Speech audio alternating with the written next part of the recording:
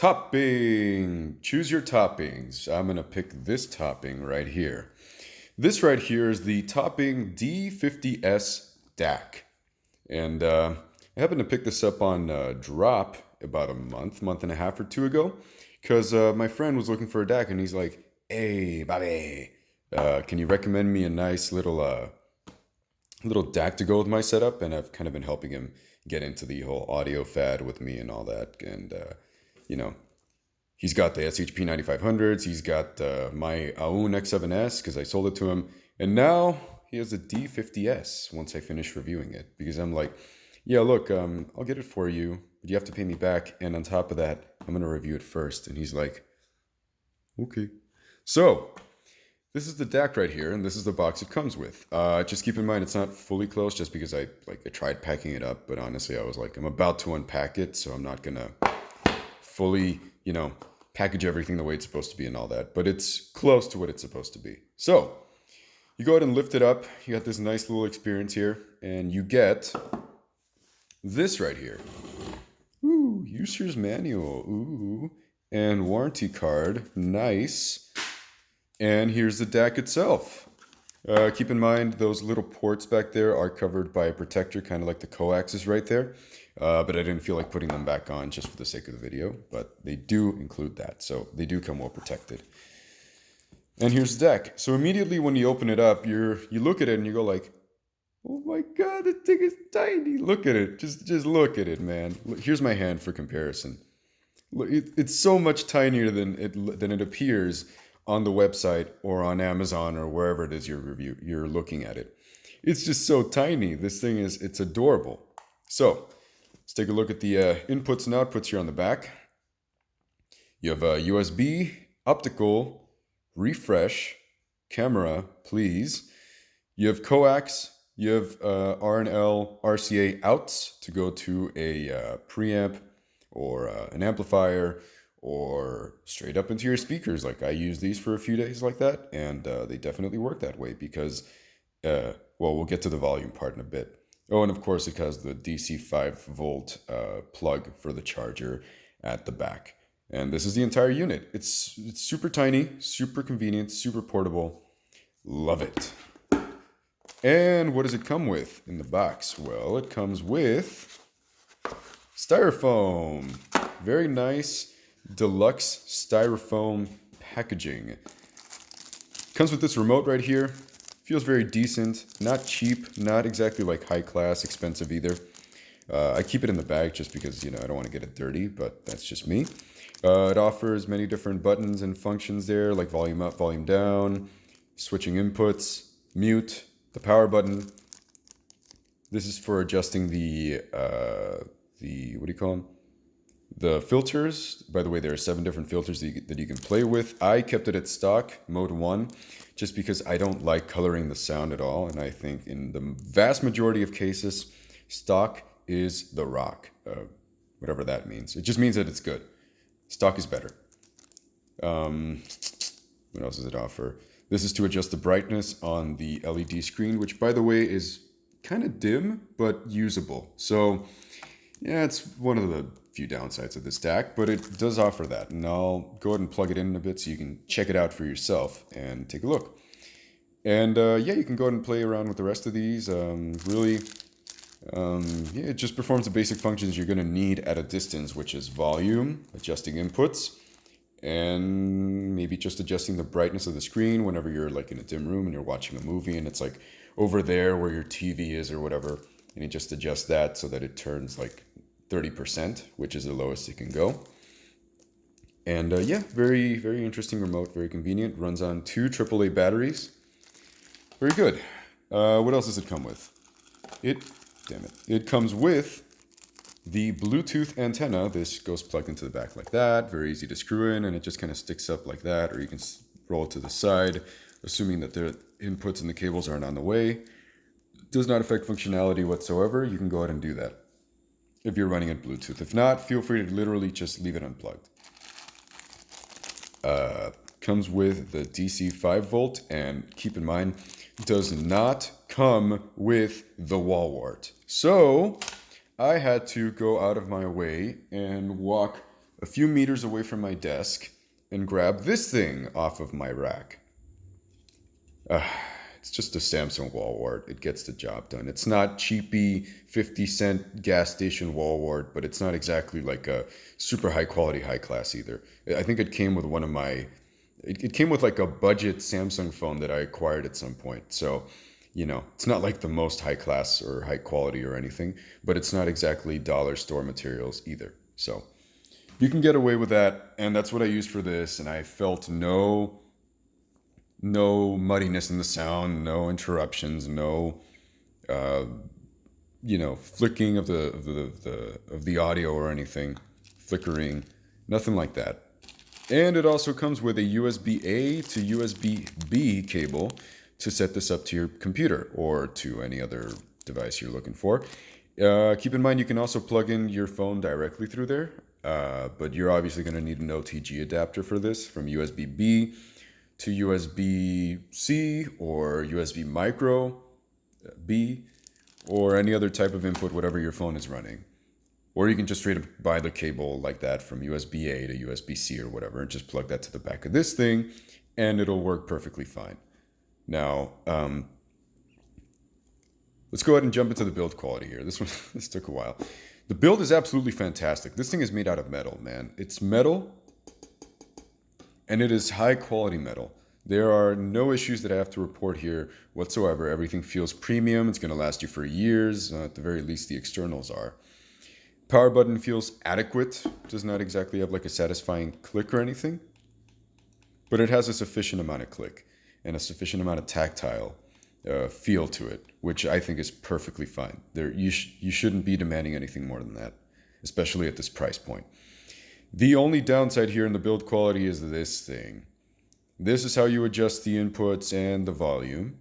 And quite honestly, it's a little disappointing. It's not terrible. It's not a deal breaker at all. You can totally use this and have no regrets, for sure. And it doesn't feel like it's going to break on you like anytime real soon, but it's definitely the weakest link on the chain that is this device right here. So just keep that in mind. You know what? You see this little movement right there? I'm not toggling any buttons or anything by doing this. It's just a little bit of a loose feeling to it. It's think of the Nintendo 64 controller, if you remember that at all. You know, it had like a loose feeling like this. You weren't exactly moving the character at all, but it moved like that. It wasn't sturdy or anything. So that's a thing you have to consider. Now, the warmest this thing is ever going to get is not cold. That's it. It's never going to get hot or warm. It's just going to feel like not like metal. Like right now it's off and it's, you know, it's room temperature in here. And even if it were the summer, this thing wouldn't get hot. It would still feel cool to the touch. The hottest this will ever get, and that includes with the Bluetooth on, so this is like the hottest, is going to be room temperature. That's it. It runs very cool, and although I would trust leaving this on overnight, I still wouldn't do it just because, like, come on, you paid high money, paid a good amount of money for these devices. You want to make sure they're not going to die on you in like a couple years. You want to make sure they last you as long as possible. But you can totally leave it overnight if you feel like it, and you're not going to have any issues whatsoever. What else? Let's see with the build, really. And I'll show off the display in a bit. Now let's get to the sound. It is clean, actually. It's very, very detailed. Very surprising for a $200 headphone, in my opinion. DAC, in my opinion. But then again, the DAC is really the least important part of the sound chain that you should be worrying about compared to like a headphone amp and the headphone itself. And obviously, as long as you're not running cheap cables, you know, the cables as well. I found no significant coloration in the sound whatsoever to report here. Maybe it's not 100% neutral, maybe it is, but to my ears, I felt nothing strange, no weird peaks or dips that I could perceive that would make me say, hey, you know, just keep this in mind. You might want to run this with a darker setup because it's kind of bright and blah, blah, blah. No, don't worry about it. This thing will run, if not neutral, very close to neutral. And remember, the filters exist. The parametric filters like Peace and Jesus, I forgot what it's called.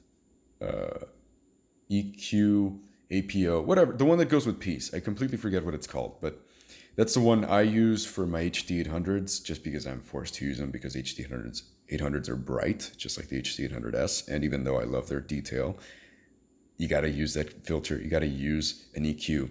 Otherwise, they're not going to work for you. Anyways, they're great. Very, very neutral. Now, that's unsurprising. The USB runs fine. I felt no issues. I didn't hear any weird flickering with the sound or anything like that.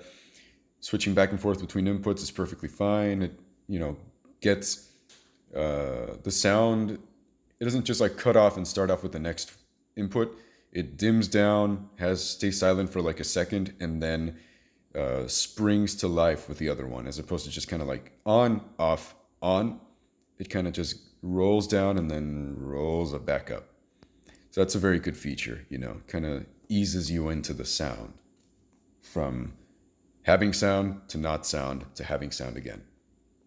So that's pretty good. Now, let me talk about the USB. Initially, I went into the settings and I went to 32-bit 384K. That's what I had set it to because it's the highest setting and it has more compatibility, even though no one in the world's going to use that much. But I went ahead and did it just to test it out, right? The highest quality available.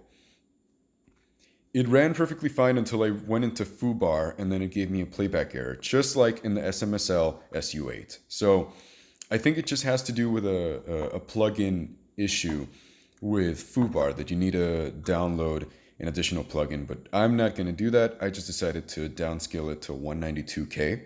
In the settings, but it's still running at 32-bit. And goodness gracious, that ran amazing.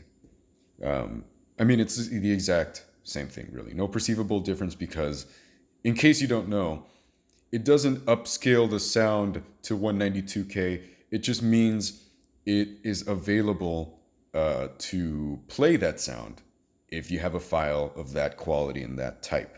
So if you have something like that, you can play it on this and be perfectly fine with it. That's all it means. Now, optical is set to PCM 48 kilohertz. I just didn't mess with that because it's perfectly fine. There was no stuttering, unlike with the SMSL SU8, which, by the way, did experience a little stutter here and there when I set it to optical, but not enough for me to complain about it. It was just like a little not like a click, but it was like a blip in the sound where there was no sound, and then it came back in like for a nanosecond, and it happened to me probably like once every hour. It was really, it's not a big deal, but this experienced none of that whatsoever. So really pleased with that for sure. Now here's where the fun part begins. Remember how it offers Bluetooth, and you're kind of thinking like, Bluetooth, I don't know if I'm going to use Bluetooth. I'm not a fan of Bluetooth because Bluetooth sounds like crap. It used to sound like crap a few years ago. Nowadays, this thing is proving that Bluetooth doesn't have to be such a piece of crap anymore. Bluetooth can actually be a worthy contender for audiophiles. And this must be running Bluetooth 5.0 because this is by far the best implementation of Bluetooth I have ever heard, ever. I used it with my 789, I've been testing out the Focal LX, review coming up by the way, and I've been using it like that and comparing back and forth between USB and Bluetooth back to back. Do I hear differences? Of course I do. It's still Bluetooth, it's still wireless, it's still not going to be as good, as up to snuff as the wired functionality is. It just isn't. It doesn't sound exactly the same, but biggest differences I could hear between wired and wireless is with the wired, the sounds emanate further. They're more lively. Like, let's say Get Lucky by Daft Punk. All the instruments have their own room to breathe, their own space, and they have the ability to just play out all the way until they die, until they fade out, because they have the sufficient breathing room to do so. With wired, I heard that. I heard them play the cymbals, the drums, the bass guitar, everything up from the beginning down to its decay, exactly like it's supposed to be. With Bluetooth, the quality was very, very similar, and it still had a good amount of breathing room and decay and stuff like that, but not as much as wired. They definitely had, how do I put this? Less, not dynamism, but they became more quiet faster. They didn't just play out until the end. They just kind of cut off earlier. So that was one of the differences there. Also, the biggest quality of Bluetooth that kind of like turns people away is in the treble. It gets really, really crunchy and really distorted and garbled with especially like cymbals and the upper percussion and stuff like that. It gets a really, really weird sound and timbre to it. And with this, it's very, very close to gone, actually. Very close to gone. Only in some particular tracks will you hear that little annoyance, you know, that tells you, yes, this is Bluetooth, right? So not such a bad deal after all. Really surprising. It was only in some tracks where I perceived this too. Of course, if you go in there and you're critically listening, you're gonna find the differences that tell you, oh, this is not wired. But okay, I'll get to the overall section for the Bluetooth in a bit. Freaking garbage trucks. Anyways, that's really all I have to say about the sound and the build and everything else. Just overall, this is a fantastic DAC for the price. For $200, I don't think you're going to get anything better than this, unless you're looking for like balanced with the SMSL SU8 or other features that this doesn't offer. But sound-wise and feature-wise, this offers what I would say the majority of people would be more than happy to take advantage of, as opposed to the wired. Where the hell is it here? Oh, here it is. Anyway, so yeah, I am highly satisfied with this right here. Balance is really not that necessary unless you're just that much of an audio snob, like I have to be, and or if you're running it like really, really long cables where distortion and those issues through RCA can actually really, really occur. Like they'll be very apparent. So I really recommend not worrying too much about balanced unless just you know for a fact that you straight up need balanced, you want balanced, you gotta have balanced. So, like I said, it offers everything that most people would want, really have no issues with it. And here's the thing, where can I see people using the Bluetooth setting? Let's say you're at home and you want to listen to your setup for like 10-15 minutes before you go, but you don't want to turn on your monitors, your PC, your everything else, the DAC and the amp, and pull out your headphones and open up the application and blah, blah, blah, wait for it to turn on, blah, blah, blah. You don't want to do that, right? You just want to jump into the sound. Well, you switch over to Bluetooth, you just turn on the DAC and amp, you pull out your headphones, you pull out your phone, connect it real quick, doesn't take too long, and boom, you are set up. You are good to go, my guy. For 10-15 minutes, I think that's an easy win. So check it out. Let me just show you the display real quick before I run out of... There it is, Topping USB lock, whatever that means. Oh, great. Give me a sec. I think I have to go into the settings. Anyway, just in case you can't hear me there's the display. That flickering is not my fault, by the way. That flickering has something to do with the refresh rate of the camera versus the refresh rate of the display. It does not flicker in real life, but there are your settings. Now it looks actually looks decently bright on camera, but in real life it's not as bright as it looks. But it's definitely usable and there are no issues with it. So there's that. That is the end of the review right there. Excellent, highly recommended. Check it out. And right, don't forget to like, comment, subscribe, share the videos with anybody else.